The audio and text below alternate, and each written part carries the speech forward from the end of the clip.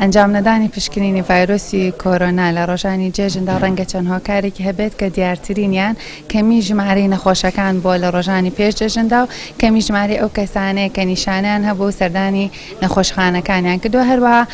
کەمی ژمارەی کارمەندانی تاقیگەی مۆلیکولەر وای کرد کە لە ڕۆژانی جێژندا لە پشوودا بن بەڵام خزمەتگوزاری کەرتی تەندروستی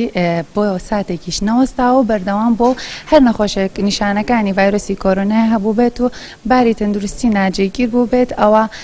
ڕاستەوخۆ لەلایەن پزیشکانی پسپۆرەوە بە سوپاسەوە بینراوە و داخل بە دابڕگەی تەندروستی کراوە. لە کۆی گشتی 2002 پشکنین کە ئەنجام درا 475 حاڵەتی توشبوون بە ڤایرۆسەکە و 420 حاڵەتی چاکبوونەوە هەبووە بە خۆشبەختانە ژمارەیەکی زۆر لە نەخۆشەکان پاش ئەوەی کە چارەسەریان وەرگرتۆ چاکبوونەوە نەخۆشخانەیان بەجێ هێشتووە. ئێستا تەنها 10 حاڵەتی توشبوون لە نەخۆشخانەی وەفات داخل بوون و 4یان لەژێر ئۆکسیجیندان. هیوادارین